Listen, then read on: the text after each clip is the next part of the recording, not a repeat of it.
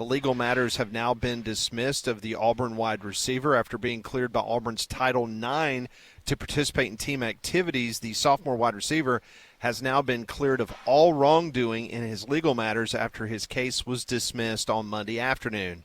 He applied for youthful offender status last Friday at his hearing with Judge Samantha Copeland reviewing the case over the weekend. Yesterday, the case was officially dismissed and will no longer be pursued. Simmons, if you remember, he was arrested in Lee County on charges of domestic assault with strangulation or suffocation. He has been practicing with Auburn since preseason camp opened on July 30th. As head coach Hugh Freeze said, Simmons was cleared based on the information that I've been given from our campus administration who have knowledge of the matter, end of quote.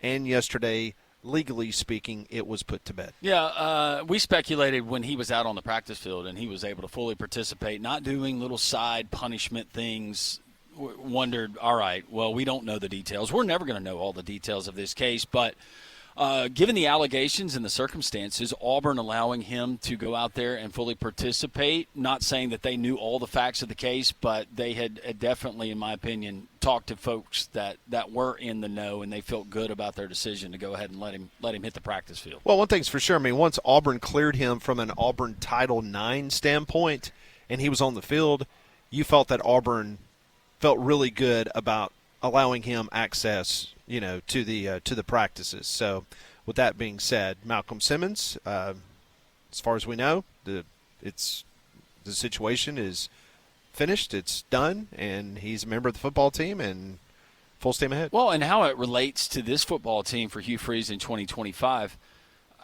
it was not going to be a deal breaker, in my opinion, but to have Malcolm Simmons out there, another threat, another guy that the defenses have to worry about, and then you add him to Singleton, you add him to Cam Coleman. I want to see, and I think Auburn fans want to see Hugh Freeze this offense at full potential, at max capacity. So looks like we're going to see that at least for game one in Waco. So Auburn is off. They are not practicing today, so they will be back at it tomorrow. We heard from offensive coaches yesterday from Auburn, and we'll hear a little bit what Derek Nix and obviously Kent Austin have to say about the Auburn offense a little bit later in the show. The other news of the day, no big surprise. We kind of hinted about this yesterday on Three-Man Front. I was told yesterday morning that Ty Simpson had been communicated that he was going to be the starting quarterback, and all of a sudden the national media started jumping on this as a huge story yesterday afternoon that Ty Simpson was the starting quarterback. Like, I'm not being ugly here, but this was not a quarterback competition. Does that make sense? This was not Jalen Hurts going up against Tagovailoa. Okay, let's just call it the way it is. And so I was told yesterday morning that it was communicated to Ty that he had won the job as QB1. And then it was just kind of laughable how the media nationally started breaking news. Ty Simpson is named the starting quarterback at Alabama. Sources tell us. And I'm like, oh, okay. Well, they know that it's going to get clicks because Alabama is one of those programs that people are going to gravitate to now that we get closer to the college football season. And I can think of other cases where you knew who the Ohio State starter was going to be, but Ryan Day wanted to make it official, and then you get one of those headlines. But good news for Ty Simpson. Not saying that he hasn't earned it. This is not a, hey, you've been loyal, we're going to give you the job. He's the best quarterback in their eyes, and Ryan Grubb's eyes, and Kalen DeBoer, and I think a lot of Alabama fans' eyes, just based on the inexperience behind him. But for Ty Simpson, now that it is official, you go out there and you take command of this team. Make it yours. He will become the first Alabama quarterback in 21 years to make his first career start on the road, a true road game. For $1 million, can you tell me who the last Alabama quarterback was? I will. Is it during my lifetime? Yes. It was 21 years ago. It was 21 years ago. 21 years ago. The last Alabama quarterback to start his first career game. I'll even give you another hint. Was it? They played at Brody Arkansas. Croyle? They played at Arkansas. It was not Brody Croyle. It was not Brody Croyle. Was it John Parker Wilson? It was not John Parker Wilson. It was not Tyler Watts. It was not Tyler Watts. Andrew Zhao. It was not Andrew Zhao. Brian Bergdorf. It was not Brian Bergdorf. Danny Woodson. It was not Danny Woodson. Gilmer. No. Who was it? Don't tell me it was like Joe Namath or something. No, it was 21 years ago is what he's telling you. Oh, it was 21 years ago. Yeah, 21 years ago. Alabama lost the game 27-10. You want me to I'm going to give you his stats. And it wasn't Brody Croyle? It was not Brody Kroll. Was it Brandon? Nope. Nope. Alabama lost the game 27-10. The quarterback that I'm trying to get you guys to tell me who it is, he went 6 of 18 for 57 yards, no touchdowns, and 1 interception. Alabama lost the game 27-10 at Arkansas. You're not going to get it. I'm just telling you. Okay. I mean, I was doing a daily talk show, and I had to do a double take when I saw his name. Mark Gillen. Well, that's a fun trivia question. Yep. You can win. You can win a lot of bar bets on that one. That might be one of Rodney's trivia questions this football season. This kid, he was a California native. G-Mac was trying to help me out, too. Thank you, G-Mac. California native. He was a top 50 prospect in the 2002 class. He spent the first 2 seasons at Miami. He did not start. He transferred to Bama. He replaced Brody Kroll after an injury early in the 2004 season. Gillen lasted 2 games as the starter before giving way to Spencer Pennington. And then Gillen eventually left the Tide in 2006. God, I forgot about Spencer Pennington. Yeah. So there you go. So just remember that the next time you're at a bar and you want to get a free drink. Because I guarantee you nobody's going to know that answer. Like a lot of Alabama Gillen. fans, I conveniently forget the Shula era, and it just all starts with it's like it's Ray Perkins, Gene Stallings, and then a little bit of DeBose. I think a lot the of Shula Alabama era, just forget about it, and then it all started with Saban. Yeah, sure did. All right, joining us now on the Higginbotham Hotline, it's our good friend Mike Griffith from DawgNation.com. Also covers the Southeastern Conference for the AJC. Mike, we were just talking about how Ty Simpson is going to become the first Alabama quarterback in 21 years to make his first career start on the road. The last one to do it was Mark Gillen.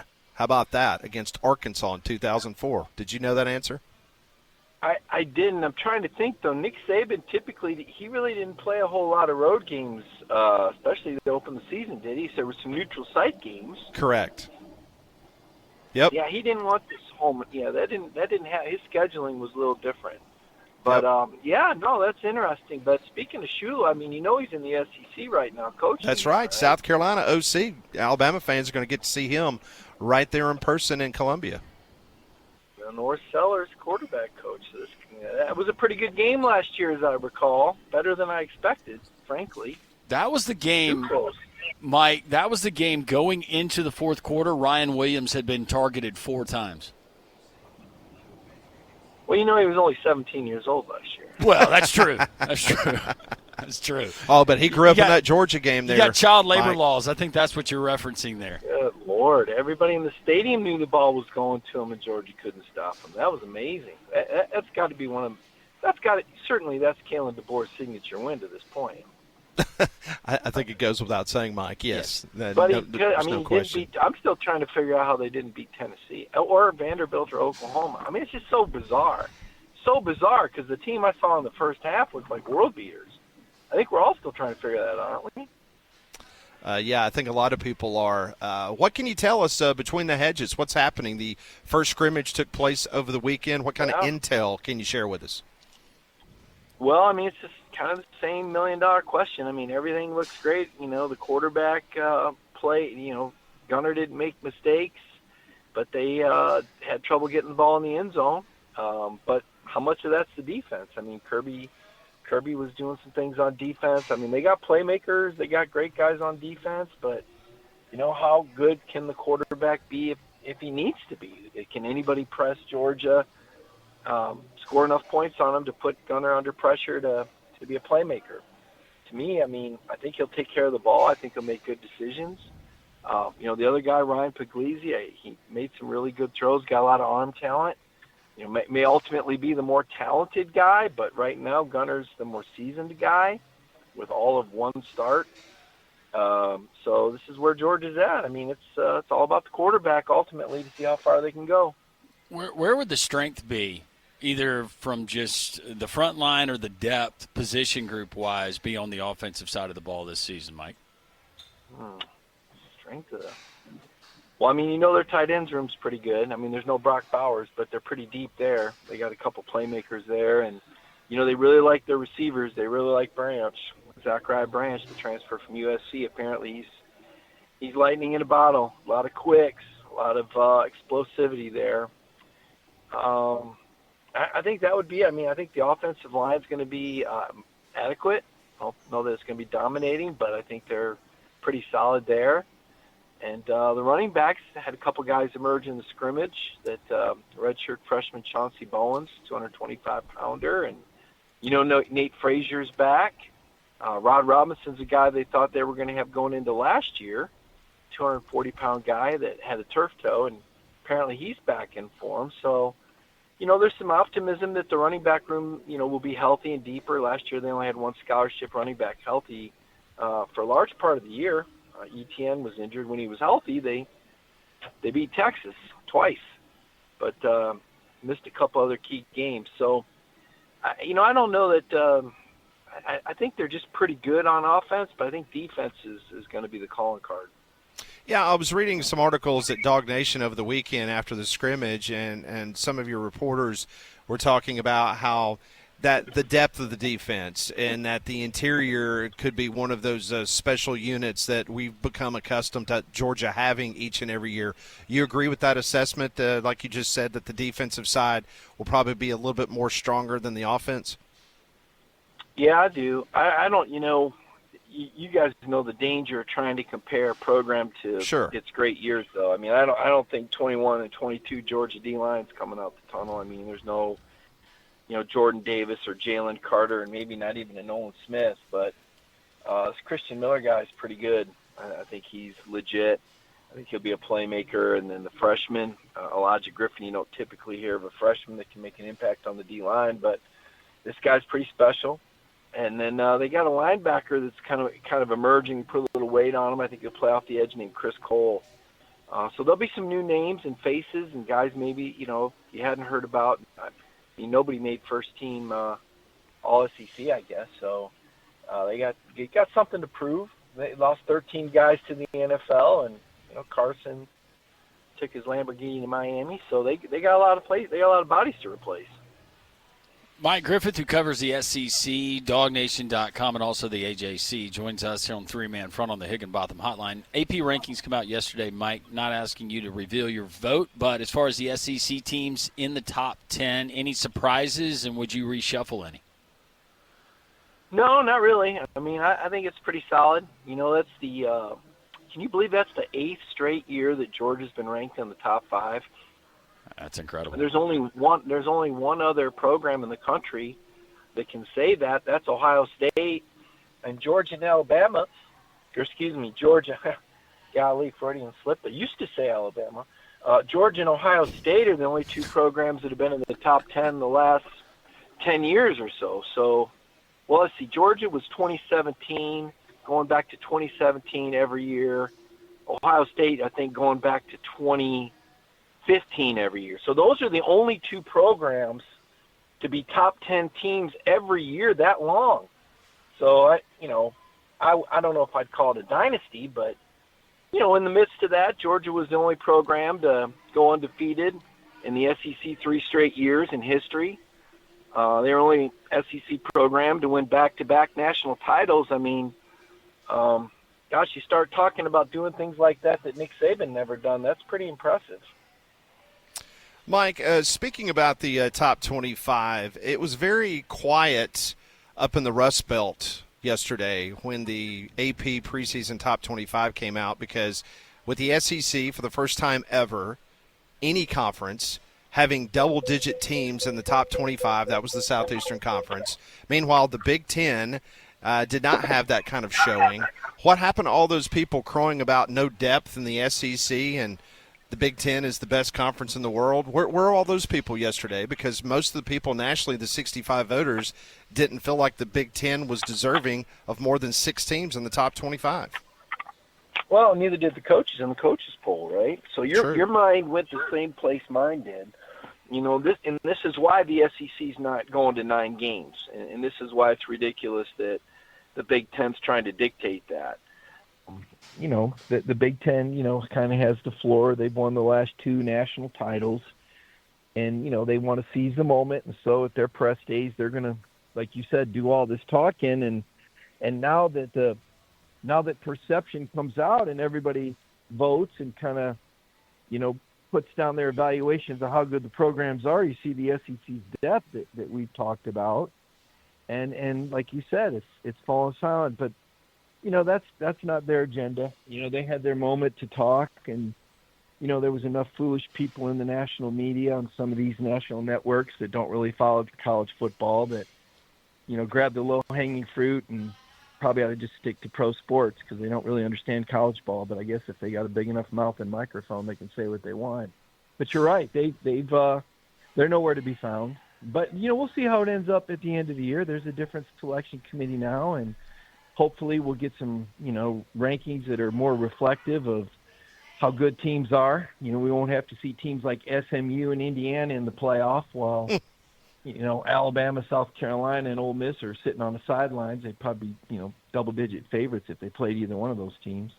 Last year was sheer lunacy. You guys are just trying to get me pissed off today thinking about that again. I mean, 4th-place team in the Big Ten hosting a playoff game. I mean, I'm not sure. Jim Harbaugh 2 years ago, they're cheating. And last year, Big Ten, Michigan athletic director in charge of this committee. I mean, these guys, what a bunch of clowns. I grew up in that state. They call it the Blue Wall. That Michigan it seems like University of Michigan football, just their attitude and ego is out of control. Oh, I love it. I love hearing the Michigan dirt from him. I love getting Mike pissed off. Yeah, Mike, I did want to ask you about John Gruden. Tells Kirby Smart and Georgia that he would die to coach in the SEC. What do you think the likelihood is that we see John Gruden running a program in the Southeastern Conference, if not there, a Power 4 football program? Well, I don't know about likelihood, but I know that Tennessee's talked about wanting him a few times, 2 or 3 times over. And, I know he's got some, NFL things to clean up, and I think he had some kind of win in court recently that, could get him back into coaching. I think Tennessee would probably be the most likely place if it were going to happen. We'll see what happens to Tennessee this year. I mean, this is a big year for Josh Heupel, I think. I know he made the playoffs last year, but, there's a lot of questions about Tennessee this year, and I think those people are pretty anxious, to win big. I know they beat Alabama 2 out of the last 3 years. I know they beat Florida 2 out of the last 3 years, but they haven't gotten back to the SEC championship game since 2007. And there's a lot of money, a lot of power brokers up there. And if Tennessee were to have a bad season, which is quite possible, I mean, we'll see. They got a good defense, but with Nico moving on and the way that was mishandled, you have a bad season and all of a sudden drums start beating. So to me, I think Gruden would, if he were to go, he'd want to go somewhere he could win right away. I mean, I think right now, for now, Billy Napier's safe. They got a brutal schedule, but what if something happens to Billy Napier? Then who's next up there? You guys keep bringing up Brian Kelly. Maybe you know something about Saban. I don't, but I don't know who you'd replace Kelly with, and I don't necessarily think LSU's going to falter. So I don't know. Gruden wouldn't go anywhere he couldn't win. Those are a few of the candidates, I would think. That is Mike Griffith, joins us each and every week here on the Higginbotham Hotline. Mike, always great to catch up with you. We will talk to you again next Tuesday, as it will be game week for some teams around college football. So we look forward to it. Thanks, Mike. Exciting times. Thank you, guys. Appreciate it very much. That's Mike Griffith joining us on the Higginbotham Hotline. All of our guests join us on that Higginbotham Hotline. You deserve solutions that are built for you. Higginbotham is your one-source solution for insurance, financial, and HR services. We continue. Pelham Gator is here. He's got his Officer own Walt's caricature here. now. Yeah, we got security, and he's got – I wanted to have one of these done when we went on vacation. Dorothy wouldn't let me do it. Look at that. Oh, it looks great. Who's got his ear pierced in this one? Yeah. All right, we are live from Social Taco here in Homewood. It's a Taco Tuesday. Doors opening officially 40 minutes from right now, but you can come and join us upstairs in the Taco Terrace, socialtaco.bar for more information. More college football news to get into. Your reaction to Ty Simpson officially being named the starter. Malcolm Simmons cleared at Auburn. We continue here on Jocks.